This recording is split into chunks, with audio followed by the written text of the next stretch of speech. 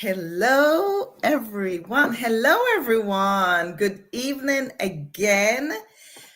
Welcome to another episode of School Life Ready Talks, where we talk all things pertaining to parenting and educating children with disabilities. And we cover a lot of topics that just have to do with parenting on a whole. I'm Dr. Cecilia Lynch Mitchell, pediatric occupational therapist. And with me, as usual, my wonderful guest, not guest tonight, co host, Jen, the parent. Hey, Jen, welcome. Hello everyone. Welcome. I am a mother to wonderful, amazing human beings, and we talk about all good things here on how to keep ourselves sane while being parents. Amazing, amazing. The summer's on us, and getting a lot of feedback from parents already who it's only a week out and they are already overwhelmed. Oh yeah, myself included. Today's been a day. Like my oldest kid ADHD is full blast. And I don't know if it's the fact that we don't have a schedule and he's not really expected to use all of his brain, but I mean, we've had instances. I ran today to Staples to pick up some equipment that I needed, and he didn't look both ways before crossing, and it caused a disturbance when we were crossing because people had to, stop out of nowhere and just things like that. It's like common sense, but some days we have it and other days we don't. And today's just a not. I guess he was just not paying attention as he should. To any But I remember, Mom, that is part of the reason he doesn't have a schedule is because you didn't make a schedule. And you always say, make schedules. It helps to keep routine, it helps to keep our children regulated. You are always so big on making schedules. So, what Yeah. happened? So I did let them know before we handed out the three stops that we were gonna make, and I had to pick up new equipment for my job, and it took a bit longer than we had anticipated. So I did not brace them for the amount of time that we were going to have to wait for them to get everything ready. Um, I wasn't aware of it. I felt like I felt like we all did good, except that he got overwhelmed. I mean, he got overwhelmed by having to stand and wait in line with me. Didn't understand why we were standing in line and waiting, and why we couldn't just take the laptop home. Hang on. I know, okay, I thought you were saying you didn't have a schedule for the day, but it was that you did have a schedule, but it was the time frame. And this is very common for most children. Yeah, Most children, the concept of time, it's um, not there. yeah, and waiting is hard. So, did you bring both children with you? Yeah, I had both kids with me, so it was a lot. I mean, like I said, we got through it. I had an instance where he ran to the bathroom while we were waiting while I was talking to someone else, and that was terrifying. But we have air tags that we keep on wherever you can. I mean, you can get really creative on Pinterest. There are lots of places where you could put air tags that are concealable. So that helps giving you a peace of mind, but it is terrifying within itself. And yeah, they didn't have camp this week. Because we were supposed to go on a trip in on the week of July, so I kind of traded off the weekend. And so it's just been me, and I've been doing the best that I can, but it's hard. Like things like that, I didn't know that we were gonna be there waiting for the laptop to load. And that's a good experience that you're sharing because most parents can't we as parents we can't plan everything out. We can't schedule everything out. There has to be some spontaneity to what we're doing. Yes, we do suggest whenever you can, make a schedule. Tell your kids what you're going to be doing beforehand. Give them their little sensory fidgets to fidget with while they are waiting. But at the end of the day, it's hard. It's really hard to wait for a long time for something, especially you don't even know what you're waiting for because you're the kid. You're Yeah. just tagging along with mom, and you have to stand in lines or wait in waiting rooms, not knowing what it is you're waiting on. So I get it. I get it. But um, those terrifying moments are hard, especially if the kid is going to be running off. Yeah.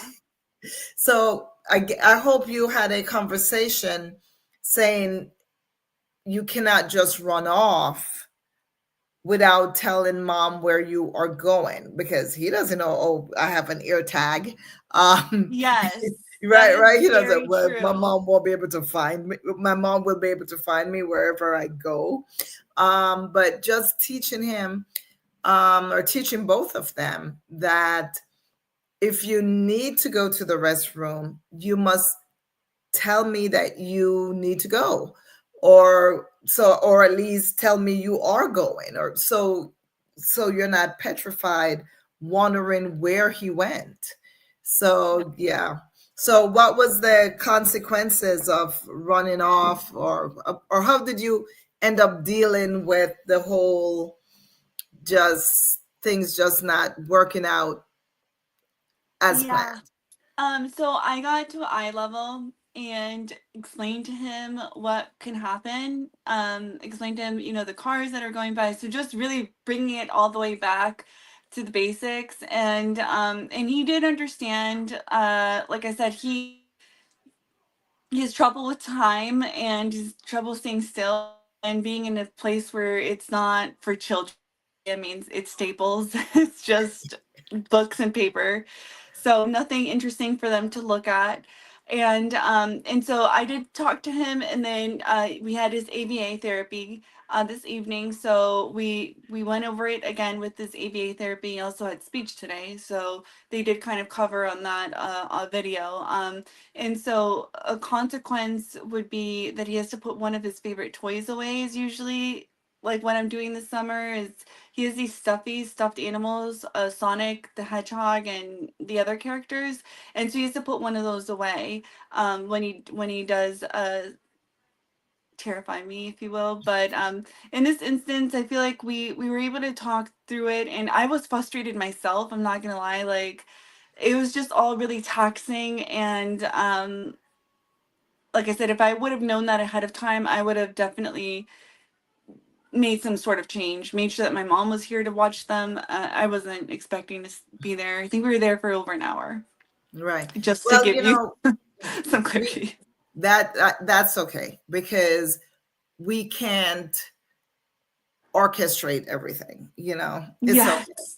But also remember too, the children, they feed off us. And I'm not saying that you shouldn't be frustrated. Of course, you should be frustrated, but know that if you are frustrated, can you Yeah. imagine how they are feeling? Yeah. They're not that you are the adult and you know exactly why you're there. Yeah. And even you're frustrated. Although I think having them with you added to your frustration Oh, because 100%. Like, yeah, it's a lot. Yeah. And like, yeah. So, that's our one off for today. yeah. Him running around Staples. well, well, guess what? It's the summertime is a tough time for parents. School is much easier, and it's funny because when the kids have Yeah. school, parents are like, "Oh my goodness, I don't get a break," because the parents have to be doing the school things, right? Right. But then when summer comes around, parents are still frustrated because now there's no school to take up part of the day, and they have to entertain their kids, and they Yeah. have to help them keep learning and growing and having fun at the same time. So the summertime is really a time wherein we here at School Life Ready Talks, we're here to help you. This is our first summer with you. And we really want to help parents to really get their kids active. And last episode, I voiced that I am really on a mission to really help families, children get away from the tablets and the computers and the cell phone, like really minimizing screen time.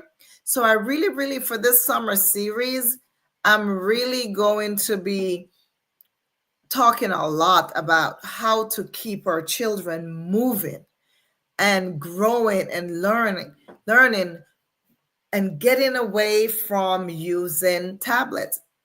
Just this week, I saw on the news that there is new research out there showing how being on screen for a long time affect children's behavior for the worse.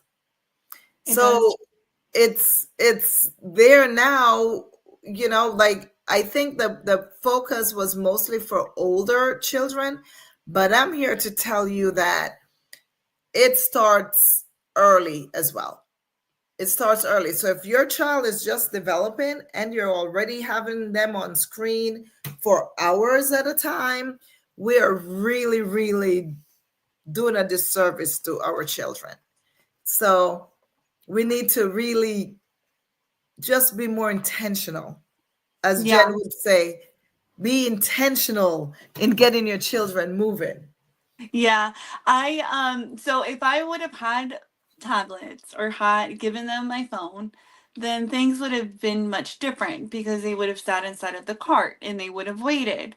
But because we don't have those, they have a lot of energy that they need to get out. And and so yeah, of course, in that moment it's like I wish I did have a screen to hand them and just be like, be quiet, here you go. But I do know with my kids, there's always a come down. And so I think that the come down is a lot worse than if you just have them push through those emotions. And when I say that, I mean, when you remove the screen time in my household, because we've had screens before, we've had iPads before, and there's a real tantrum that goes down. I mean, there are lots of negative words that are being thrown around, and they truly feel like you've taken a piece of them. And so once I started seeing that sort of dramatic behavior was when I thought there isn't anything good coming out of this. And so they do watch YouTube from here and then, but they get to watch it on the smart TV. And so that way it's more I'm more in control, and then I get to see when, when an episode is done, because that was a thing also was, I never knew when an episode was done because they're so busy swiping that, they're not actually watching one thing. It's more of like reels or something, I don't know. Yeah, no, you know what it is? Because I've watched a lot of children, especially the ones with autism. They don't watch anything from beginning to end. No. So they're No. not sequencing the show. They're not mentally processing the show. All they do is swipe from one thing to another thing, and there's no real mindful activity going on. Yeah. So I know this is not good for children on a whole. It's really not good for children on a whole. And I think the American Academy of Pediatrics, they recommend no more than 1 hour a day of screen time for kids ages through 2 through 5, no more than 1 hour a day. And for kids who are 6 and over, for to have limits as well. And yet we have children being on screens 4 to 6 hours a day. Guys, we are doing our children a disservice with these screens. I know, and as you were saying, Jen, in that moment where you don't want your child running around, you don't want your child tantruming, your child has to wait long, you're like, okay, here is the screen. And if you weren't already, not you, Jen, but if the parent wasn't already using a screen at home for 4 to 6 hours, I would say, guess what? That would be an okay time. That would have been an okay time to give the child the screen.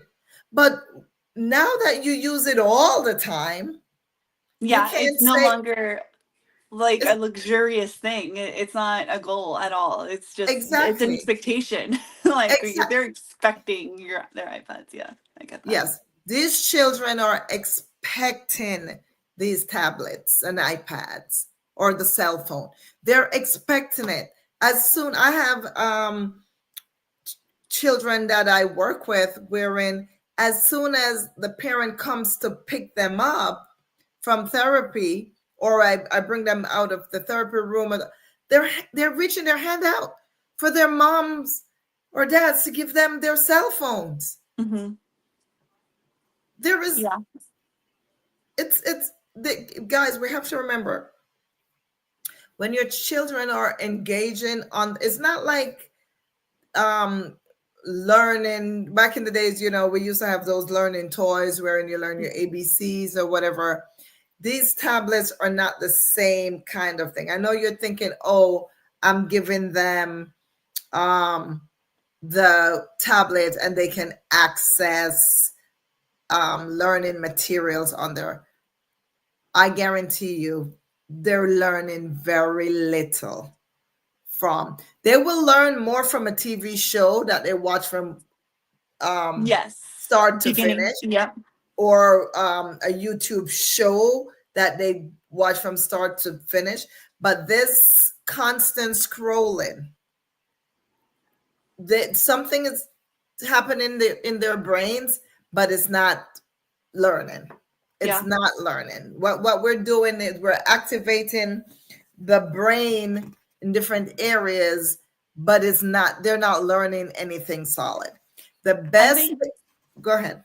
No, I think that it's like we're forcing this little bit of dopamine to come out of their brains, and then they're going to get to a point where they just need more of it and more of it, and that's not that leads to really bad choices. So I think that having control, and in my case, I didn't give them my phone because I have two children. I'm a single mom and I was there by myself. So there's only one phone. And that would have been the end of it, had I given one kid my phone, because they don't know how to share. But, it's just, to me, I've seen it firsthand, to circle back, where it is dopamine. Like they do feel this sort of high when they're watching these things, and they're thinking that they're going to be the ninja kids, or they're going to be the next, YouTube star, and they go into these personas, and at least when they're older they do, I feel like they do. But so an alternative, which I have found to be great, is Wild Kratts on PBS. So what we do is, if they watch Wild Kratts by themselves, they have to give me a fact that they learned, and if it's something that they are watching on their own, they have to tell me, they have to answer questions such as who, what, why, and when. So you can always, I think that if you are going to things like that, you can bring that language arts, those, like, what's the main idea, who is the supporting character, things like that, into a conversation, and I think it can open doors. But I think that that's more so for movies, than you would get out of YouTube, because YouTube is just doom scrolling. Yeah.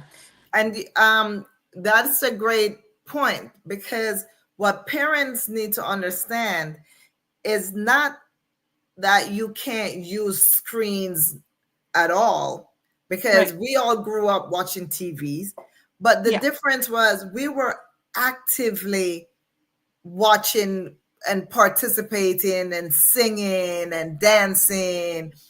On these tablets, all the kids are doing is scrolling.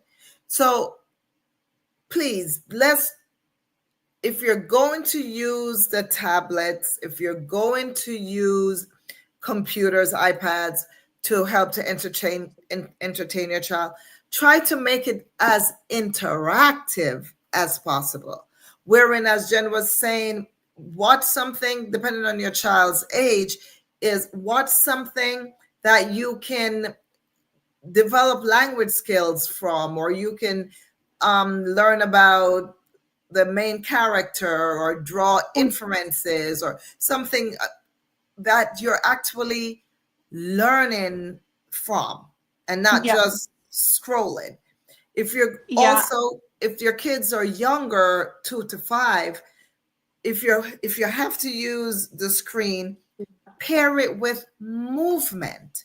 Make sure that if you're engaged with your child during these times, not put the kid in a corner with a tablet. Mm-hmm. Yep.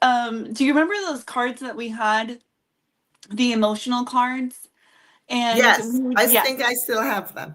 Okay, so I've actually used that. And then when they were smaller, and so what I would say is like, how is Arthur feeling? You know, was that kid being nice or was he being mean? So I kind of use that same idea over to the TV shows or the YouTube characters that they were watching, to get an idea of what they thought was good or bad, or that what how they label things. And then we kind of worked up a dialogue from there. So yes, that is to support what you're saying, that it just making sure that you're interactive, and that you as a parent, you're not using this as a free babysitter. You are using this as a way to see how they're thinking, seeing how they're viewing the world.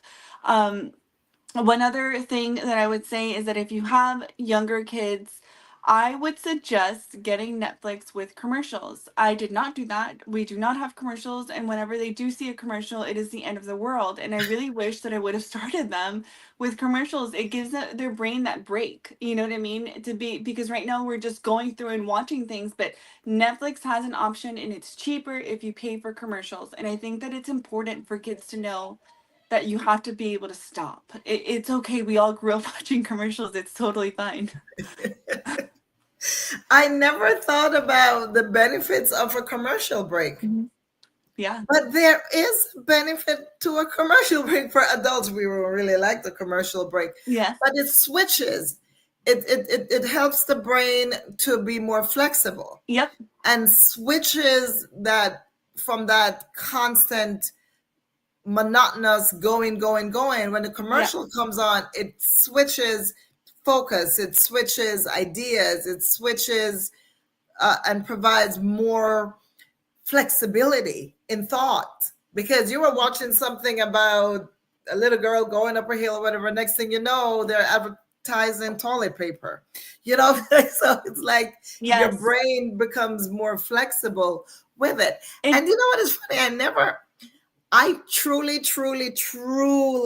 think, and I'm hoping to be doing more research on this, but I truly think that autistic behaviors are tied to prolonged screen time. I truly think that. And I think there is some research that there was a research that was done in Sweden, I think, wherein they took away the tablets and asked for kids to be more active, and they yeah. saw a reduction in the type of autistic type behaviors. So I'm not saying the kids, like, I'm not saying autism was cured. I'm just saying the behaviors that are typically associated with autism, such as the repetitive Yeah. Yeah. behaviors. For Yeah. us, it's definitely scripting. We do that a lot. It's one of our favorite things to do. And it goes out, he'll do it without you knowing that he's scripting, and then he makes it into a game where you have to figure out what movie he's scripting. But I know that during the school year, when our TV time is reduced, we don't see as much scripting.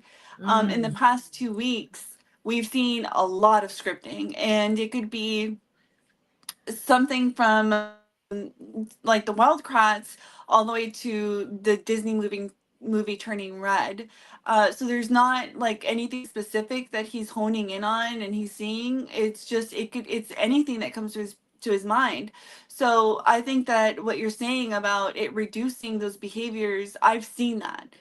My oldest son will not script during the school year, but does intensively do it in the summer. and for individuals who don't know what scripting is, because I know we're using the language that we're so used, for us, for Jen and I, scripting is like an everyday language.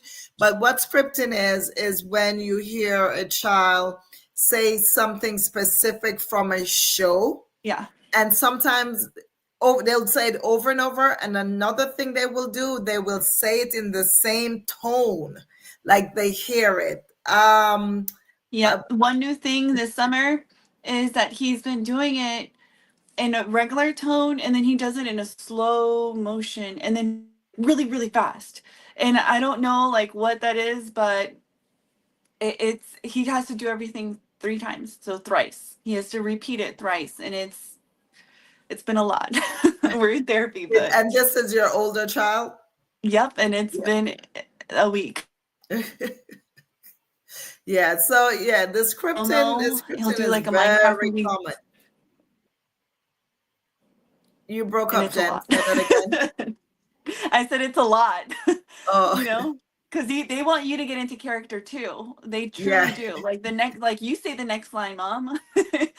Like, and the thing is, they'll they'll remember it word for word. Like, they don't paraphrase what they're scripting. It's exactly as it was said in the movie or in the commercial or whatever it is they are scripting from. It's exact word for. It's normally a pretty short phrase, but they'll say it the exact same way it was said in the movie or in the commercial or wherever. Sometimes kids will, very rarely they'll script from books that are read to them, but there are times that they'll memorize what was read. So when you're going back and you're reading the book again, you think, oh, they can read. No, they just memorized exactly what was said. It's amazing, their memory. How is it they can remember things like that? So yeah, so the screen time, we used TV growing up, and we learned a lot from TV, and it's still, we can still learn a lot from these media. We can learn from media, but what we need to do as parents is we need to be interactive with our children when they are on screens, because where I'm seeing it in real life that screens are having an effect on the children's brains. I'm seeing it in their behaviors in real life. And now we have research that's coming out and telling us it is having an effect. So, what we want to do, and what my mission is, not only do I want to help parents reduce their screen time, I want to help you improve your movement time. And I like, tonight's show is called Less Screens, More Scenes. And in more scenes, what I'm referring to is more using our minds to picture things and to make our own movies, right?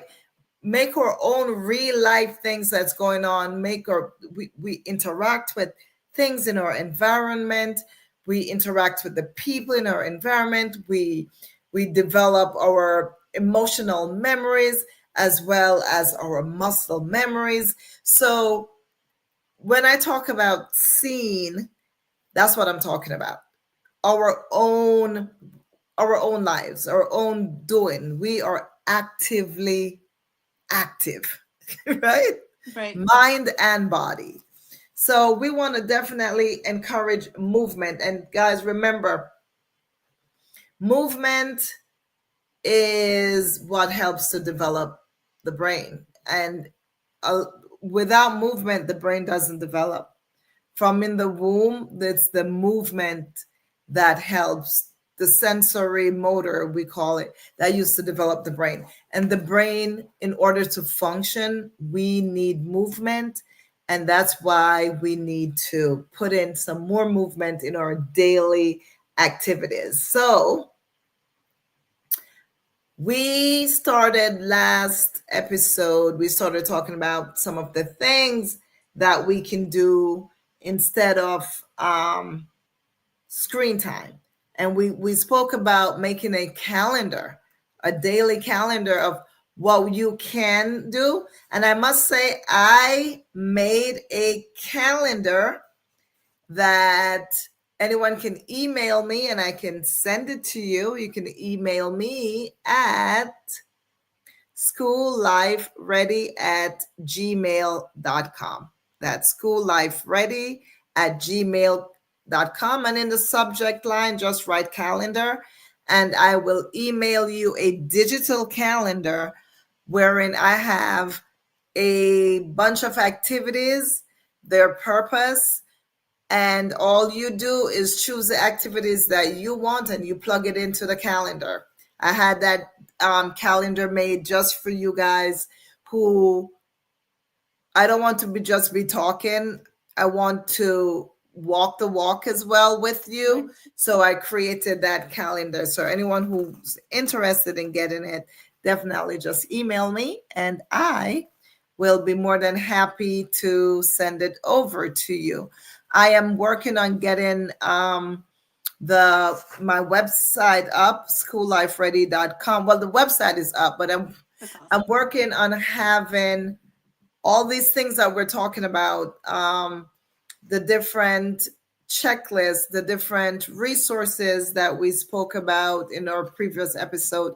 I'm working on having everything there for you guys so you can go there and whatever you need, you can get. And if you need anything else, you can that I don't have, you can send me an email and I'll do my best to get it to you. Providing I have it, I'll get it to you. I promise. So yeah, so Jen, before so let's talk about some of the activities again that any kid that we're not going to be age specific tonight, but just some of the stuff um movement wise. Yeah. Movement. Let's get in Yes. our bodies moving. Yes. So one thing that we did today is we grabbed Ziploc bags and I took them to the playground and I told them to go find something green, something blue. Like you just come up with it literally as you go. And they walk around looking for the various different things they bring it back and whoever has the most. Um, we're working on sportsmanship, so to us this time, it's whoever has the most gets a sticker. Because my kids are so close in age that we're sore losers over here, so we're working on that. And but yeah, so things like Twister. I Does anybody remember playing that? Like I do, and that was fun. You're moving. Things like putting on uh Kids Bop on Pandora. My kids, that's like their favorite thing to do. And I promise you, I know that it's crazy, but if you let them dance out their wills before bed, I know it sounds weird to get them hyper before putting them down, but I promise you it helps. It cuts down, at least in my house, the chitter chatter and the moving and the drinking water and having to use the bathroom and just various different things. Like it cuts all those behaviors down because they've gotten it out of their system that they have permission to jump on their bed, so they're jumping and dancing with their and then when it's time to go to bed they're able to settle down and go to bed. So those are just some of the things that we've been working on this week, but It could be as simple as if you're working on reading, if you have a first grader or kindergartner, you could put sight words on sticky notes, put them anywhere around the house, and then make it like a timer thing. Here where we live in Georgia, and it's been raining a lot more than it usually does. So we've had to be creative. So I created like an obstacle course inside of the house, and we're on that competition and sportsmanship um, characteristics because again my kid is going into middle school soon, so I do want him to participate in something. That's great. You know what? A tip about um, movement before bed, because what a lot of people, well, I'll say this: when my son was younger, and that's before. I mean, I was an occupational therapist then, but I wasn't as savvy as I was because I I am now, right? Because Yeah, experience teaches, right? for And sure. I remember I was noticing that every time that he was getting sleepy, that's when he would start acting out. The And behaviors.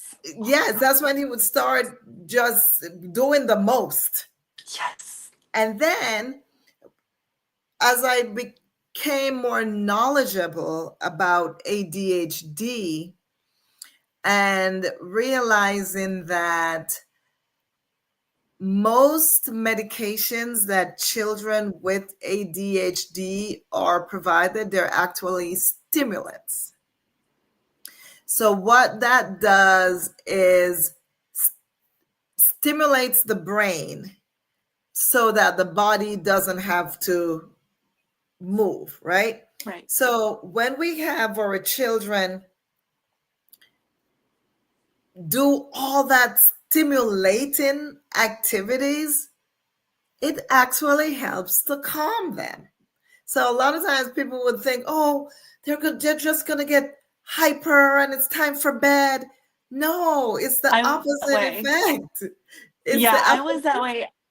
It's like, and but there's some people that are different. There's some people that are very into ASMR and like they want everything to be super quiet before bedtime and everyone's just like tiptoeing around. And that's awesome. It's just it's hard for kids, especially kids on the spectrum. Where my kids is all I can really speak about is we've tried that, we've tried the lullabies and all of that, but what really works here is just putting on some kids bop in their room and having them groove out, and then it's like, all right, time for bed, and they're okay with it. Yeah, I and it will it. I'm not saying, as Jenny's saying, it's not for everybody, and it might not. Just like how stimulant medication is not for every ADHD kid. Yeah. Some kids we have to give them the non-stimulant Yep. medication, right? It's the same thing. It might not be for your child, but if you're trying the lullabying and the lights out and whatever, and it's The dimming. not working, go ahead, try the opposite, where stimulate them before it's time for them to take a nap or to go to bed and see. But I would say try it. You never know. It might work. There's science behind it working. So I would say try it. Definitely try it. So yeah. So we need to put movement and try to, with your movement, also try to make it purposeful. Like Right. Jen just said, you're doing movement by having the kid walk around, but you're also adding purpose by having them find items on a list or find items of a certain color. Like, so you're throwing in that purposeful part to the movement. The movement helps to improve brain function, but movement with purpose actually helps to improve brain function even more. So purposeful movement is really the key. But anything you can do that involves movement is great to start with. Anything that that involves movement, great to start with. So definitely do movements, and then um, make sure that you are doing these activities for like 15, 20 minutes at a time. Yeah, that's where it can get really hard. Yeah. I know that firsthand. I mean, they finish these activities in like 5 minutes. I'll turn around and it's like, we've already created it. What's next? So I totally get that. And in that space, I usually tell my kids that I'm honest, like that activity should have taken a lot longer. You rushed through it, and now you're just gonna have to sit and wait, because this is my favorite thing, and I say this all day, every day. I always tell them I'm not an octopus. I cannot sit here and also do that and do this and that. Like I don't just have testicles, you know? And so that's literally what I tell them. Like, I'm not an octopus. You Yeah. can take it apart and redo it. I don't know, but yeah, Right, you know. right. And then the thing is, again, you remember last time too, um, you mentioned about permission to be bored. Oh my Remember? God. It's I forgot about that. yes. Your kids do not have to be going or on something every moment of the day. Let them be bored for a little bit. Out of that boredom, they will find their own creativity, hopefully. But that's Hopefully. the thing with screens, always having the tablet to go to. Kids are never bored now. Never, never. And there Um, are benefits to to being being bored. bored. Yeah. Okay, so a question for you would be, when my kids are bored, they will sit near me and just complain about how bored they are. Or my youngest will throw tantrums. He literally will take apart my entire closet and just, I mean, he just like goes out, he just tries to rile me up. He knows to push and then wants that negative attention, because attention is attention, whether it's negative or positive, they don't. And so how can I help them get over that initial phase of, okay, I'm bored? Because it's been a tough week of that, and it feels like I'm constantly, like, when you say they should be bored, do I still give them ideas like, why don't you go get your Sonic coloring book? Is that how we should handle it? Because I don't know. I I would this is you can give them choices. Say, hey, Oh, do you want to do your comic Sonic book, or would you want to um go put the stuff back in my closet that you took out last week? I don't know. So you know what I okay. mean? Or So you give them a choice. Like yeah, you can give them a choice, or you can prompt them and say, all right, well, let's play a mind game. And you're over there, you say you're cooking. So you don't have time to be directly interacting with them. But you can be doing your cooking, and then you can be like, all right, I'm thinking of a fruit that is yellow. And they're supposed to guess what fruit you're thinking of. Now, one might say a banana, one might say an apple. And then you can say something else you're thinking of. You can give them another clue, or you can prompt them to ask you a question that would help them come up to the answer. So there are a lot of different mind games that we can play without actively moving or stopping you, mom, from doing what you are doing, because you can't stop what you're doing to be interactive with them at the moment. Whenever I have kids who tell me that they're bored, or I always go to the mind games, go to the cognitive games. So I'll do the guess who or the guess what game. That's one that I do. Or I'll do this game that I used to do as a kid, called Animal, Place, and Thing. And what they have to do is they'll say the alphabet in their minds. Like I'll be like, start. And they'll, in their minds, they're saying the alphabet. And then I'll be like, stop. And then I'll be like, what letter were you on? And they might say M. I'm like, okay, tell me an animal that starts with M. And they'll take turns. One brother will come up with, and then, all right, tell me a place that starts with M.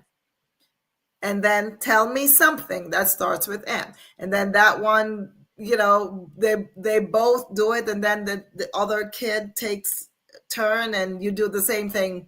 Start the alphabet, stop. And it's so funny because starting saying the alphabet in your mind and remember what letter you stopped on, it's amazing how sometimes they can't remember, what letter was I on? Yes. Or what comes next, Mom? And I'm like, right. Yeah, so yeah, whenever you hear your kids saying they're bored, encourage them to use their minds. yeah, as you're talking, what I'm thinking about doing is maybe I can do like an I'm bored jar, and then just kind of like fill it up, and then whenever they come and complain, because it's gonna happen, summer literally just started, they can, whatever they pull, it's like that's what you pull and that's what you get, and that's just what you guys, it's either, hopefully it's a solo thing where, that's the activity that they're gonna do. So that might be a good thing. What do you think? Yeah, that's good. So make a list of activities, put them on a strip of paper, drop them in the The jar. board, and then they pull out. I think that's a great idea. Okay.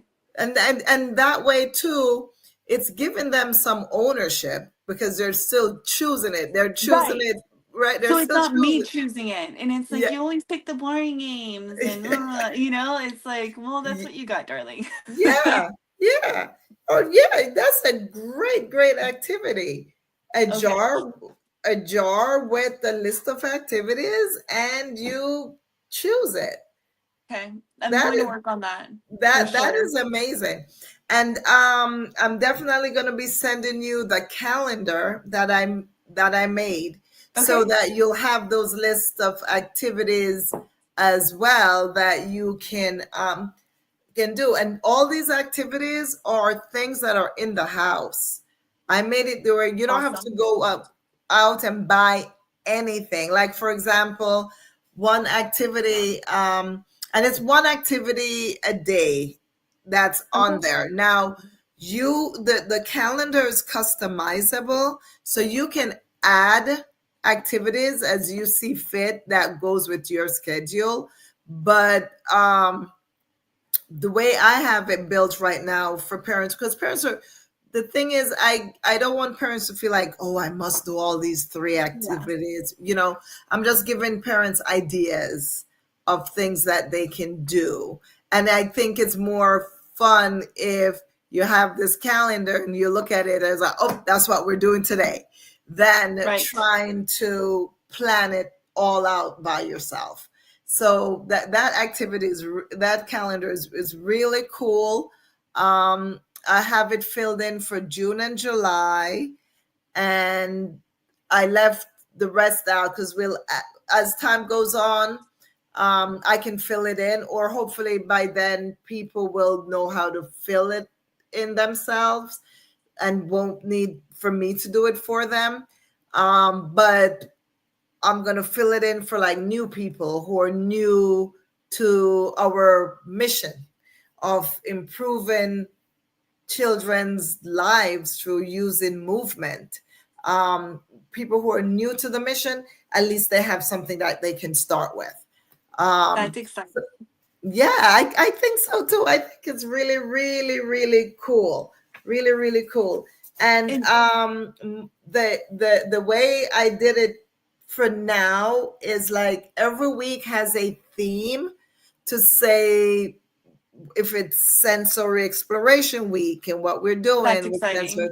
So it's really, really cool. Really, really cool calendar that I have here.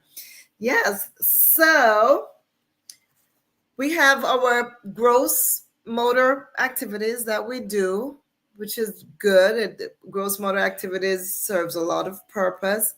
But for our pre-riders or Yeah. kids who are going into kindergarten, we want to throw in some of those fine motor activities as well, especially for those 3, 4, 5-year-old kids. We really want to really start working those hand muscles that do not get worked on a tablet. Mm-hmm. So we Unless you get a stylist. But unless you get a stylist. And the yeah. thing is, I hope that parents are getting styluses for, don't let your kids use their fingers alone Yeah. to tap, especially if you have a 3-year-old, get the stylus, because handwriting is still a thing. Um, we have to we still have to handwrite in school. It's a big thing. Handwriting is a It is big a thing. I big know a lot of thing. parents are thinking, but they're just going to be typing anyway.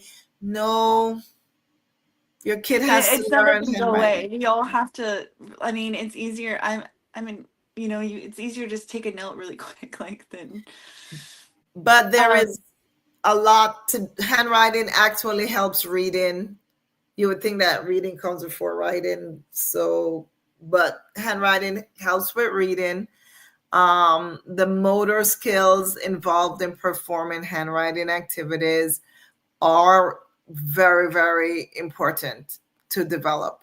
So we need to do some of those fine motor activities as well. one that we did this week. Well, I didn't do it. It was his ABA therapist, and he did it was picking up sticks.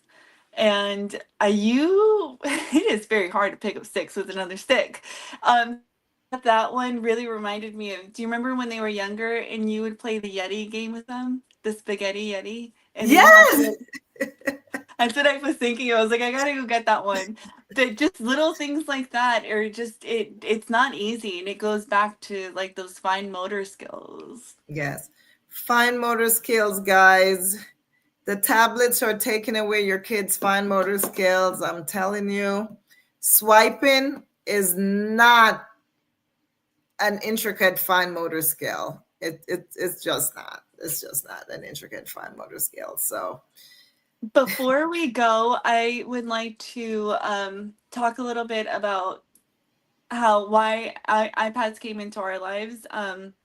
So my oldest had a hard time eating. It was very challenging for him to eat. He was a very picky eater, and we were going to the Marcus Autism Center to eat for their eating studies, and then we then at that point got ABA. The ABA therapist introduced the iPads during eating. So what they would do would be if he took a bite and he was eating, and as long as he was sitting, he would continue the video. But if he stopped eating or would get up, then the video would pause. And so I bring this up. We've surpassed that, but there's still the situation that some sort of video should be playing while we're eating. And so I actually came up, well, I didn't come up with this, but one thing that we have is these, sorry, I thought it was more organized, but I have these questions where, and I'm happy to share these with you guys. It's just questions that you would ask about their day. And so it's an envelope and it should be in here, but of course I have kids that take things from me. Yeah, I'm sorry, I don't have it. But so that's okay. everybody gets one. Yeah, so it's an envelope. It's in an envelope and it's laminated, and it's really awesome. And so everyone gets one, and so my kids will hand that out as I'm serving dinner, and then we all have to answer those questions. And then after we get done with that, if there's still time, then they'll watch their video. But it's been really helpful to turn things around because I remember back in my day, we would have to talk about our day during eating and meal times and things like that. There are like no TVs involved. And then once I was my turn to raise children, it was like the TV was the only thing that I him the only way I can get him to eat because everything else was like mashed or put into his bottle. I remember when we were doing a bunch of Pedialyte because we he was falling below the growth chart and it was just hard. And so then I had to pivot and find another way to get them to still be engaged and just also giving them their control. It's like you guys know that this is what we do and then we can watch TV. But I just bring that up because I know that it could get taxing when you're all at a table. When you're a parent, you're all at a table and your kids are glued to their screen and you're just sitting there eating by yourself or eating with your significant other. It's hard, but there is a way to turn it around, and I just wanted to quickly say that before All we right, so close let's out let, today. let me just understand, because I understand where the ABA therapist would use the screen more Yes. as a reinforcer for eating, because I Yes. see them do that a lot. Like, say for example, you eat and then you get 1 minute or 2 minutes of the iPad or any activity, because I've seen ABA therapists and different behavioral therapists do this, but they're using the screen as a reinforcer for that behavior that they want. So whether it's all right, it's eating Or sitting. or Sitting. or just sitting. So I get that. Now, when it's dinner time and everyone is at the table, are you saying that the screen stays, or are you saying that you replace the screens with the questions? Yeah, so the screens still stay, at least for now.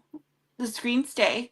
Eventually, so right now they're on the table. Eventually, I like it to go on a chair behind their backs to where it's not visible. And then, we'll slowly move out towards phase that out, if you will. But right now, to answer your question, screens are still on the table and they're antsy and, excited to get back to, watching whatever it is that they're watching.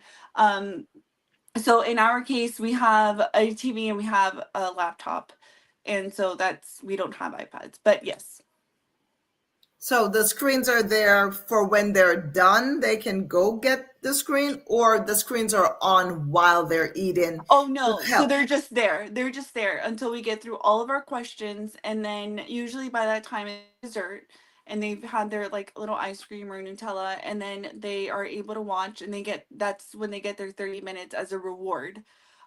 Because we're still very picky eaters, and so I still have to eat, Okay, so especially at the, night. the screens are there, but they're not on. No.